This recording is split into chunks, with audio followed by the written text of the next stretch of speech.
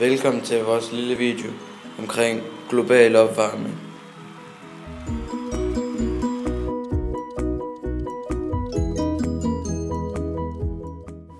Her er jorden. Jorden har en atmosfære. I den atmosfære er de hovedsagelige stoffer nitrogen, som er kvælstof, oxygen, som er ilt, og argon. De udgør tilsammen 99% af den atmosfæriske luft. Der er også stoffer som vand, kuldioxid og metan. De har alle sammen en ting til fælles. De er drivhusgasser, som jeg vil komme lidt tilbage til. Og her har vi så solen. Solen sender en kortbølget stråling mod jorden. Når solens stråler rammer jordens overflade, omdannes de kortbølgede stråler til langbølgede varmestråler, som sendes tilbage i atmosfæren.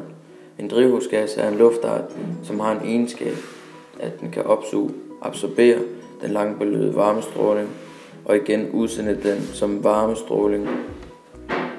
Drivhusgasserne forhindrer dermed en større eller mindre del af varmestrålingen fra jordens overflade i at blive kastet tilbage direkte i verdensrummet.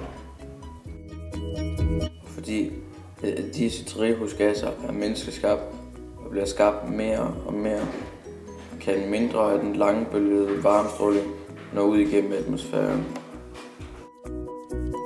Dyr som køer og får udslipper CH4, som også er metan, ved at prutte og bøvse. Og biler og fabrikker udlever CO2, som er kulsejtet. Så når solen sender sin kortbølgede stråling ned på jordens overflade, hvor den bliver omdannet til den langbølgede, absorberer koens prut og bilen og fabrikkernes os den langbølgede varmestråling og sender den tilbage på jorden. Fordi det bliver så meget varmere, resulterer det i en hel masse klimaændringer. Så vil du ikke hjælpe os med at gøre verden til et bedre sted? Verden brænder i dine og mine hænder. Skal vi ikke gøre noget ved det? Sluk lyset, når du går. Har du ikke ret langt til arbejde? Tag cyklen.